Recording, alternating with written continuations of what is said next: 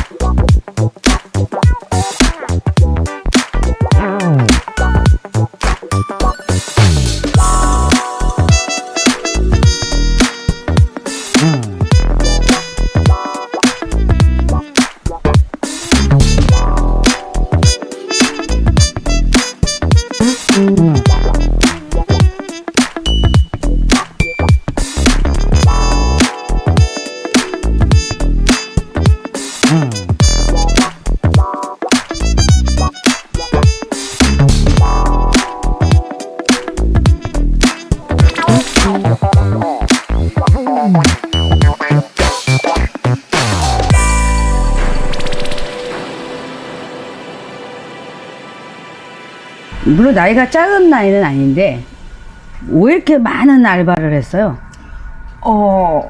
그러니까 제 정체성하고 연결되는데, 저는 그냥 가난한 집 딸이고, 이제 대학교 다닐 때도 이제 계속 알바를 해서 그걸로 이제 학교를 다니고, 사실 연극을 시작하고 나서도 제가 연극을 하기 위해서 이제 또 빚이 생기고 그러니까 또 그것도 갚아야지 되고. 그 알바를 이것저것 한 게 연기적인 거나 글 쓰는 데 많이 도움이 돼요? 그럼요. 네. 그 직업을 직접 경험을 해봤으니까. 네. 그 파트타임 일을 하는 순간 또 저의 또 하나의 정체성이 또 생기는 거잖아요. 그래서 제가 굉장히 특이한 파트타임 일을 많이 해봤었는데 가장 두근두근했던 거는 휴대폰 불법 보조금 적발 알바였어요. 네. 근데 난 들어보지도 그런 것도 있구나. 네. 휴대폰을 이제 사러 가요. 네. 보조금이 이제 어느 선까지만 가능하다가 있는 시즌이 있는데 이제 판매를 더 촉진하기 위해서 보조금을 조금 더 얹어주는 경우들이 있거든요. 그게 어떻게 보면 약간의 연기력을 요하기도 하고 그리고 좀 미안하긴 한 일이라서 그래서 올해는 안 했어요. 올해는 안 했는데 이거는 그러니까 그 사람이 뭐가 마음이 자기에서 걸렸구나. 그러니까 네. 고발함으로 해서 그 사람이 뭔가 당할 수 있는 이런 것들 때문에 그런 생각. 그래서 그런 일을 해봤고 미스테리 쇼퍼 한 1년 반 정도 해봤거든요. 그건 또 그거는 쉽게 말하면 백화점 같은 곳에 옛날에는 사실 무조건 붙어줘야지 좋은 직원에다가 그 웃는 표정을 1번부터 5번까지 이렇게 해서 직원의 표정을 고르셔서 체크를 하세요. 이런 설문들을 하게 돼요. 그것도 또 연기력을 요하는. 그렇겠네. 그러니까 야, 그러니까 본인이 이쪽 연기 쪽이나 연출을 하기 위한 그 직접적인 경험을 되게 많이 한 거네요, 사실은. 뭐 그것도 그렇고요. 사실은 제가 장애인 관련 작품을 이제 해서 장애인에 대한 것이 굉장히 추상적이었었는데 저한테는 그 일을 하면서 굉장히 구체적으로 다가오게 되는 거죠. 그래서 사실은 이번 올해에 그 서울문화재단에서 하는 그 리서치 연극 분야에 제가 우리 집에 활보가 온다는 작품을 하겠다고. 활보가 온다 그러면 사실 활보란 단어 자체를 잘 모르시는 그렇지, 분들이 생소하지. 네, 굉장히 많은데 이제 활동 보조인, 그러니까 활동 지원인을 기다리는 장애인 얘기를 해보려고 하거든요. 그러니까 사실은 파트타임 일을 하면서 취재를 하게 되는 네, 그런 거죠. 네. 제가 그런 쪽에 관심이 생기니까 그것들에 관해서 이야기를 하게 되는 거고. 그리고 뭐 이런 것도 있어요.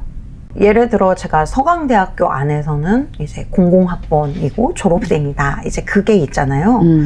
그런데 서강대학교 앞에서 제가 서빙 알바를 할 때는 학생들 입장에서는 그냥 아줌마일 뿐인 거잖아요. 근데 아줌마라고 해도 예의 있게 잘 이렇게 대해야지 되는 건데 사실 그렇게 안 되는 경우가 많잖아요.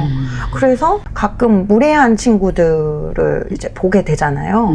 그런데 이제 예를 들어 제 후배가 학교 교직원이거나 아니면은 그 무례한 친구들한테는 엄청 선배인 거잖아요. 제 후배들이. 근데 제가 서강대 졸업생이라는 걸 알게 되는 순간 이렇게 태도가 싹 바뀌는 친구들이 있어요. 뭔지 알겠다. 네. 그래서 굉장히 여러 가지의 정체성을 경험하다 보니까 정체성이 뭐든 간에 상대방을 좀 존중해 줘야 되는데 우리나라는 그게 좀 안 되는구나. 이런 생각이 들고 PC방이나 편의점 알바하면 정말 막대하는 분들이 너무 많은데 예를 들어 그분들한테 제가 똑같이 돈을 받는 입장이라고 해도 과외 선생님이라면 또 태도가 다를 거 아니에요. 약간 그런 것들에 대한 생각을 계속 하게 되는 것 같아요. 네. 그게 어떤 위치고 어떤 직업이었던지 간에 그 자체를 존중받아야 된다라는 어떤 그런 거에 많이 집중돼서 작품도 지금 쓰고 있는 거네. 그쵸. 네. 그래서 이제 여기 그 요즘은 이제 뭐 이번에 작품도 친일에 관련된 거지만 그래도 그거를 성폭력이라는 거를 좀 대입시켜가지고 이제 작품을 풀어나갔던데 가해자가 누구인가에 이렇게 따라서 달라지는 그런 것들에 대한 불만이 있어요. 그래서 가해자가 대부분의 가해자들이 모두에게 다 나쁜 사람은 아니었을 거라고 생각하거든요. 나한테는 안 그랬으니까 라는 생각을 가지고 나한테 안 그랬으니까 저 사람한테 안 그랬을 거야. 그럴 사람이 아닌데 뭐 이런 식으로 그런 논리들이 일단 있고 그리고 이제 남 이야기였을 때는 또 쉬운데 이제 저와 직접적으로 연결된 사람이라면 어떻게 될까에 대한 생각들이 있거든요. 성폭력 같은 경우에는 성폭력, 성희롱도 그렇고 성추행도 그렇고 사실은 성폭력인데 이제 성폭력의 경중에 대해서 이렇게 들어가게 되는 경우가 많잖아요. 그래서 이 정도는 뭐 약간 이렇게 되는 경우도 있고 뭐 그 정도까지 안 했으면 됐지 뭐 라고 이렇게 하는 경우도 있고 이제 그렇다 보니까 경중에 집중 안 하게 하기 위해서 일부러 작품 속에서 가해자가 어떤 성폭력을 저질렀는지에 대해서는 언급을 하지 않았어요. 나는 그게 상징적으로 그건 와닿았는데 그건 이제 내 관객 입장이니까 연출에 어떤 설명을 들은 것도 아니고 청소를 이렇게 하잖아요. 이제 어지러진 거를. 네. 이제 배우 한 명이 청소를 하고, 하긴 남의 집에 갔으니까 그런 것도 있겠지만, 청소를 하고 이제 뭔가 또 이렇게 정리를 하길래, 이렇게 집도 이렇게 흐트러지면 청소라는 걸 하잖아요. 그래서 뭔가 바르게 제자리 갖다 놓고 정리를 하잖아요. 네. 그러니까는 우리도 뭔가 청산이라는 게 꼭 그 청소의 의미로 좀 받아들여지더라고요. 예. 그래서 그 청산을 해서 바로 잡아야 되지 않냐라는 거를 조금 청소하면서 뭔가 딱 어필한 것 같긴 하더라고요. 예. 정확합니다. 사실 배우들이 좀 힘들어한 장면은 이제 한창 이렇게 싸우다가 이제 딸인 연출이 이제 치울 건 치워야 돼라고 했을 때 그 연출의 남편이 네 방이나 치워라는 대사가 있거든요. 웃겼어요. 그게 예. 유일하게 웃겼어요. 네. 나보고 재밌었냐고 물어보길래 네. 우리가 보통 재밌냐고 물어보면 심각한 거를 재밌다고 하지 않고 웃겼냐라고 네, 받아들이기가 네, 네. 쉽잖아요. 네. 그건 좀 웃겼어요. 네. 재밌었어요. 그 부분은 사실 웃기는 대사가 아닌데 웃을 수 있다고 생각해요. 근데 이제 어떤 분들은 웃긴데 여기서 웃으면은 연출한테 미안해서 못 웃었다 이렇게 하시는 분들도 계셨거든요. 근데 저는 좀 삶도 그렇고 인생도 그렇고 굉장히 어이없는 것들의 연속이라고 생각하거든요. 사실 그 상황에서 네 방이나 치워가 웬 말이냐 이렇게 생각하실 수도 있는데 사실 거기서 저를 아는 사람들은 다 제 생각을 했다고 하면서 제가 정말 청소, 설거지 이런 것들을 안 하는 거 더하기, 못 하는 거 더하기 느리고 요령이 없어서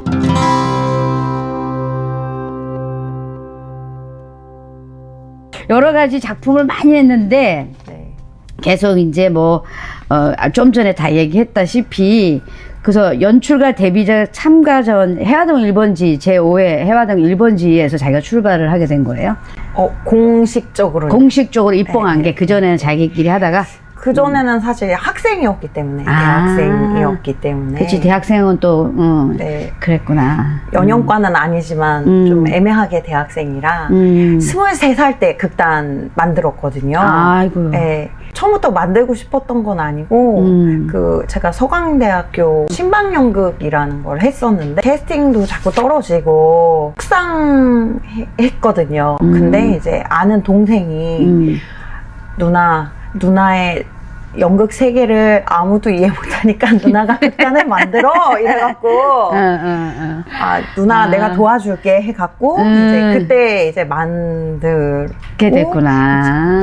이제 그 친구는 지금 연극 안 하죠. 뭐야?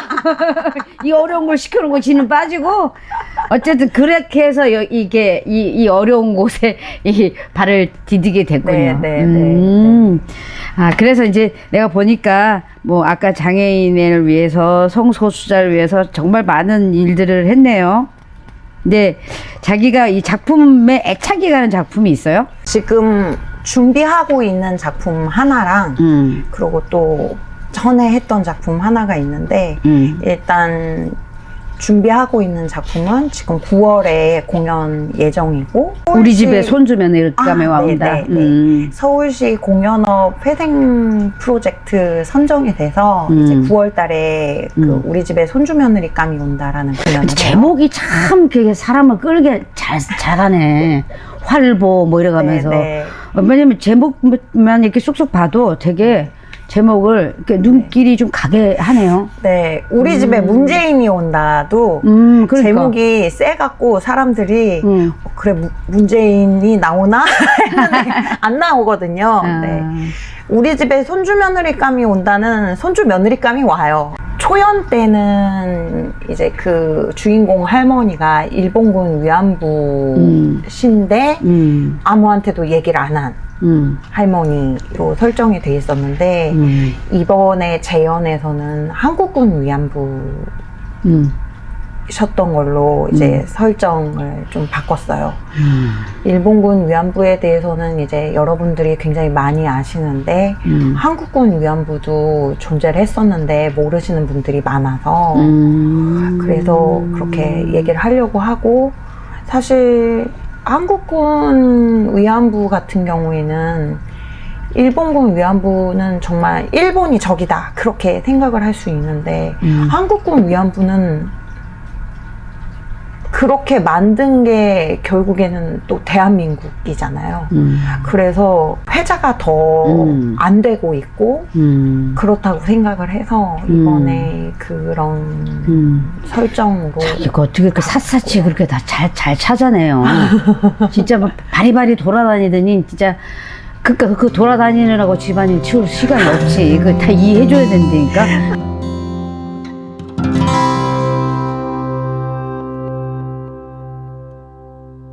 저도 엄청 심각해 보이는 작품을 좋아하지 않거든요. 그래서 이제 전문 용어로 낚는다고 하죠. 관객분들이 저한테 기분 좋게 낚이셨으면 좋겠어요. 이거를 바라고 온 건 아닌데 이게 있었네? 근데 그게 기분 나쁘지 않아. 그 정도면 성공이에요. 내가 봤을 때는. 왜냐면 이게 낚였다고 해서 기분 나쁠 일은 아니에요. 오히려 이제 낚여서 이런 줄 알았네, 저렇네. 근데 중요한 메시지가 있네. 이런 건 확실하게 주고 있어서. 그래서 내가 메시지는 확실하네요 라고 얘기를 했던 것도 네. 그렇게 다들 느끼고 갈 거예요. 그러니까 거기에 작품의 어떤 그거에 대해서 뭐 배신감 느끼고 이러진 않을 것 같아요. 네. 메시지는 자기가 분명히 갖고 가니까. 그래서 앞으로도 이제 계속 이런 작업들을 계속 할 거네요. 네. 근데 일반적으로 막 이런 작품들을 하고 싶은 생각은 없는 거예요? 일반적으로 어떤 작품을 말씀하시는 걸까요? 자기 작품은 주로 뭐 그러니까 소수자들이라든지 네네. 아픈 사람들의 대변인 같은 작품을 주로 한다면 말하자면 섹스피어 작품이라든지 이런 거에 대해서 좀 뭐 작품 올릴 생각은 없는지. 일단 그런 것들은 그런 거 잘하시는 분들이 하시는 게 제일 좋을 것 같고 이제 저는 이제 제가 잘하는 거 위주로 하고 사실은 제 공연의 연기들이 굉장히 일상적이거든요. 그리고 사실은 뭐 장애인이라 그래서 막 맨날 울거나 막 성폭력 피해자 분들도 마찬가지죠. 뭐 오시는 분도 있고 안 오시는 분도 있고 뭐 밥 2공기씩 먹는 분도 계시고 다 다른 거잖아요. 그래서 사실 나는 몰랐었는데 주변에 엄연히 다 존재하고 있다. 그게 되게 중요한 포인트라서 일상성을 많이 넣으려고 해요. 그래서 사실 그 좀 아까운 작품 하나가 있는데 그날 밤 우리는 오래 달리기를 하고 있었다. 이봐 제목 봐라. 재밌잖아. 작품이 있는데 제목은 무조건 낚이게 돼 있다. 내가 봤을 때는. 달리기를 안 해요. 그러니까 네. 야. 그 작품 같은 경우에는 이제 맨 처음에는 10분짜리 3인극 공연으로 시작을 했다가 이제 30분짜리 3인극 공연으로 시작을 했다. 다시 진화를 했다가 60분짜리 2인극 공연으로 바뀌고 이렇게 계속 진화가 많이 됐어요. 그 작품 같은 경우에는 어떤 남자가 있어요. 그 남자를 어떤 여자가 사랑해요. 그래서 그들은 결혼하기로 했어요. 근데 이 남자는 자기의 그 성적 지향이 동성애자라는 걸 알고 있어요. 그리고 이 남자를 좋아하는 그 여자도 그걸 알고 있어요. 그런데 이제 그 상황 속에서 이 신랑감에 애인이 있을 거 아니에요. 그 애인과 예비 신랑 신부 그렇게 셋이 결혼 전날에 수박 먹는 얘기였어요. 10분짜리였을 때. 네. 재밌네. 그리고 이제 1시간짜리 되면서 2인극 하면서는 신랑감이 오지 않아요. 신랑감이 없고 신랑감을 기다려요. 그 신랑감의 애인과 예비 신부가. 이제 일상에 이런저런 대화를 하면서. 그쵸. 수박도 먹고 수박 나물도 만들고. 그런데 저희 배우들이 또 수박을 싫어하는 배우가 하필 또 그 역을 해갖고 아이고. 되게 힘들어했어요. 수박 대신에 참외로 하지 그랬어요, 그럼. 수박 나물이 굉장히 중요한 키포인트였어요. 그러니까 뭐 요새는 먹을 게 하도 많으니까 잘 안 만들어 우리는 이제 그 먹지만 껍데기 고기 그거 이제 네, 해가지고 네. 그걸로 뭐 썰어갖고 약간 그러면 맞아. 노각만 나잖아요. 사각사각하고. 그리고 된장에다도 넣어도 맛있고. 그리고 뭐 약간 고춧가루 뿌려갖고 이렇게 무치기도 하고. 무치기도 하고 그런데 수박 나물을 전혀 모르는 분들하고 작업을 해갖고 그렇겠네. 그래서 내가 나이가 많아서 그런가? 왜 난 수박 나물을 알고 있지? 막 그 나이에 진짜 그 알기 어려운데 그거 우리 때 얘긴데 자기는 되게 아날로그적이다. 네, 아날로그적이에요.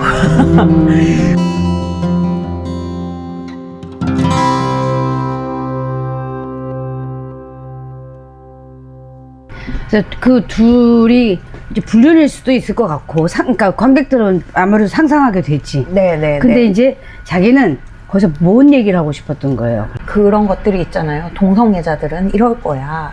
라는 것들이 있는데, 사실, 저한테 커밍아웃을 안 했지만, 제 주변에 동성애자 분들이 제가 알고 있는 것보다 더 있을 수도 있고, 근데 우리는, 그분이, 동성애자라고? 라는 걸 알게 되는 순간 사실 그 사람이 변하지 않는데 동성애자는 이럴 것 같지 않아? 선입견? 라는 선입견들이 있잖아요. 그래서 제가 만나본 동성애자 분들은 정말 여느 사람이랑 별로 사이 없다? 네, 그냥 이성애자 분들 중에서도 남자분들 중에 조금 애교가 많으시고 감정 표현이 많은 분이 있는가 하면 뭐 굉장히 과묵하신 분이 있는 것처럼 동성애자 분들 중에서도 사실 마찬가지고 그게 막 동성애자는 그럴 확률이 더 많아 이런 게 전혀 없거든요. 그래서 타자화를 시키면 안 되고 그분들도 우리잖아요. 네. 약간 그런 작업을 하다 보니까 굉장히 여백들이 많고 어떤 사람들은 하고 싶은 말을 다 하면서 살지만 어떤 사람들은 하고 싶은 말을 자기를 위해서 안 하거나 상대방을 배려하기 위해서 안 하거나 하시는 분들이 있잖아요.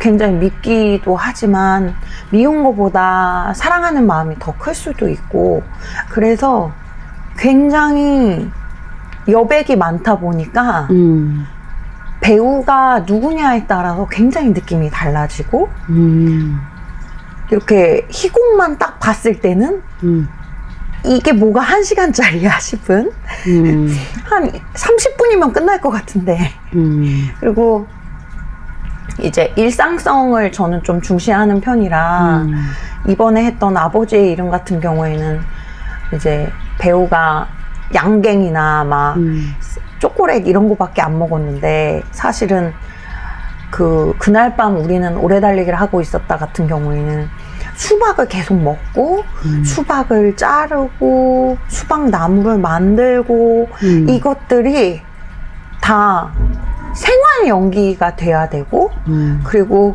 있는 척하고 먹자 했다가 공연 때만 뿅 먹을 수 있는 거가 아니었기 때문에 연습 때도 계속 먹어야지 되고 사실 우리 집에 손주 며느리감이 온다 같은 경우에도 이제 이번에 두산아트센터에서 이렇게 먹는 거를 주제로 이렇게 하고 있잖아요. 근데 사실 우리 집에 손주 며느리감이 온다 같은 경우에는 제가 후각이라는 거에 되게 신경을 썼었어요.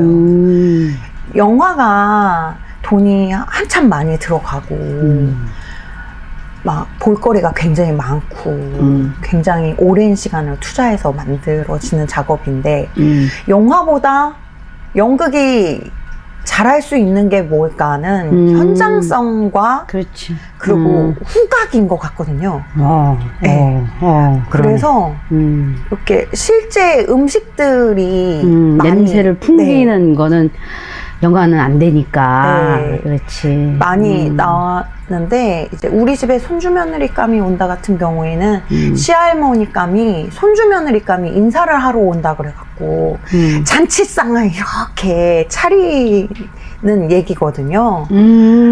그래서 굉장히 세 사람이 식사인데 너무 오버해서 엄청난 밥상. 근데 그게 좀 과하지만 또 시할머니의 그 사랑이잖아요. 그래서 이 음식도 좀 할 줄 알아야겠다, 배우가. 그것까지는 조금 무리라 음식을 엄청 많이 사고 음식을 엄청 많이 먹고 연습도 계속 먹어야지 되니까 진행비로서의 식비가 아니라 그러니까.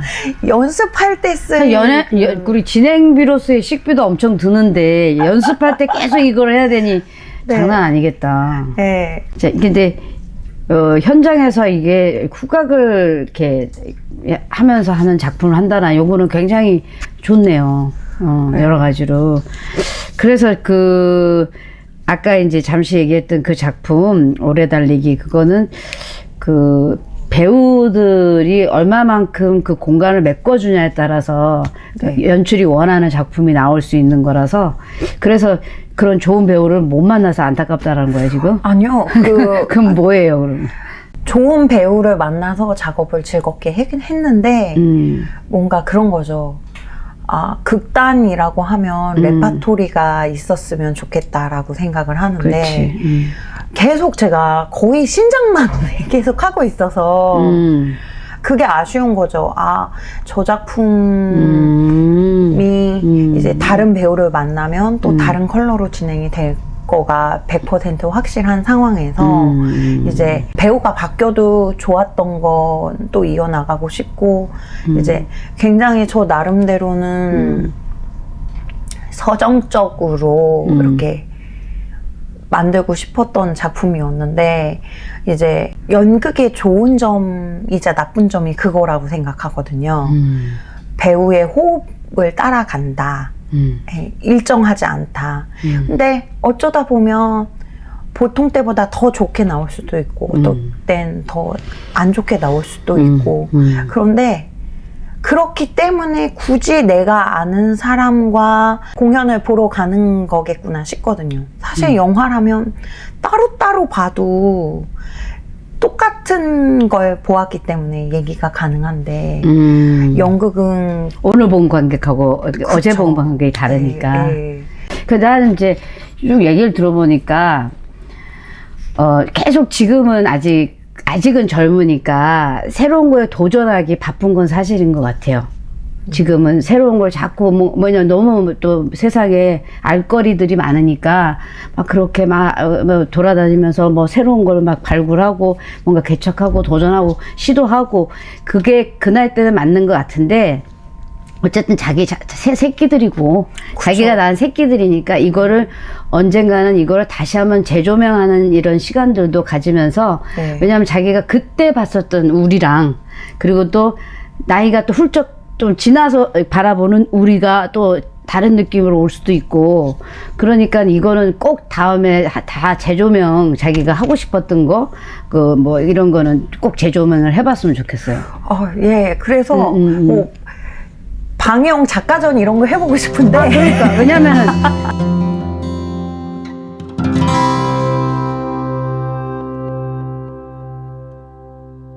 젊은 친구들 중에 그렇게 또 추구하는 친구들이 있는 건 알고 있는데 그 마음 이쁜 거거든요 사실. 그냥 그게 연극이 그래서 위대한 건데 사람이 사람을 알아보고 그리고 그 사람들의 사람과 사람의 또 다리 역할도 해주는 그런 좋은 다리 역할의 연극을 하고 있는 방연출이라고 저는 생각합니다. 험한 세상 다리가 되어 이거 팝송 있는데 사실 저는 이제 연출적 재능이 있거나 전혀 그러지 않아서 그래요? 사실 작가로만 살고 싶은데 아무도 안 올려줘갖고 내가 올릴게 내가 아무도 안 올려줘서 지금 작연출 그거는 내가 봤을 때는 내가 봤을 때는 자기의 생각이 충분히 전달되지 않아서 그런 것 같은데 그거가 전달이 되기만 하면 연출이 많이 생길 거라고 생각해요. 그래서 이제 오늘 내가 가감하게 또 인터뷰 초대를 한 이유도 어쩌면 작가로서 좀 더 자기가 꿈이 작가니까 좀 작가로서의 좀 역량을 좀 더 많은 풍부한 것들 많이 써내고 가끔은 내 작품 좀 올려줘요 하고 조금 나한테 들이민 것처럼 그렇게 네. 들이미세요. 그리고 내 작품을 누군가가 연출을 했을 때 객관적으로 아, 저 사람은 저런 식으로 연출하네. 그렇게 하는 것도 되게 중요하거든요. 그쵸. 제가 연출한 그치, 거랑 그치. 분명히 다를 거고. 그러면은 또 이렇게 넓어지는 거지. 그러니까 이게 한쪽만 바라보는 게 이면도 바라봐지게 되고, 그러니까 다양하게 시도해요. 지금 아직 어리잖아요. 난 부럽기만 하고만. 신랑님만 조금 더 이해해 주세요. 자, 그 마지막으로. 네. 자, 방혜영 우리 연출이 지금 또 어느 울보 페미니스트의 하소연이라고 특이하게 또 이제 진행을 할 거잖아요. 그리고 우리 방혜영 작가면서 연출자 그리고 배우까지 하고 있는 예술인으로서 자기가 이제 자기 소신이나 가치관이나 이런 게 있으면 마지막으로 정리 좀 해볼까요? 안녕하세요. 어떤 분들은 이제 예술인으로서의 사명감을 갖고 일하시고 어떤 분들은 그냥 하나의 직업이라고 생각하시는 분들이 있잖아요. 저 같은 경우에는 두 개가 다 맞다고 생각을 해요. 근데 저는 내가 예술가니까 막 이렇게 막 피구왕 통키처럼 막 불꽃이 활활 타오르고 막 이런 건 아니거든요. 제가 만약에 지금처럼 똑같이 생각을 하는데 그림을 잘 그리는 사람이었으면 화가가 됐을 거고 이제 그나마 제가 잘할 수 있는 게 글이니까 이제 글을 써서 이렇게 연극을 올리는 건데 만약에 제가 정치 쪽에 감각이 있는 사람이었으면 세상을 바꾸는 거를 정치 쪽으로 접근을 했을 것 같아요. 그래서 이제 예술가는 이래야 돼 이런 생각은 저는 솔직히 없지만 저는 내가 할 줄 아는 게 이거니까 이걸로 이런 일을 하고 싶어가 좀 굉장히 강한 편이거든요. 그래서 계속 그렇게 작업을 하려고 하고요. 사실 예술가가 직업이 되려면 돈을 벌어야지 직업이잖아요. 근데 제 주변에서 이제 인건비적인 걸 놓고 봤을 때 정말 직업 연극인인 분이 그렇게 많지 않아요. 그래서 그게 여전히 굉장히 가슴이 아프고 이제 각종 복지 제도들이 많이 도와주고 있긴 하지만 어떻게 하면 연극이 자생력을 키울 수 있을까라는 생각을 갖고 있고 다른 부업을 하지 않고 조금 연극에 보다 집중해서 작업을 할 수 있게 된다면 얼마나 좋을까. 그런 세상이 빨리 왔으면 좋겠습니다. 안녕. 수고했습니다. 네. 자, 어쨌든 아유. 네, 준비한 거 반도 얘기하는데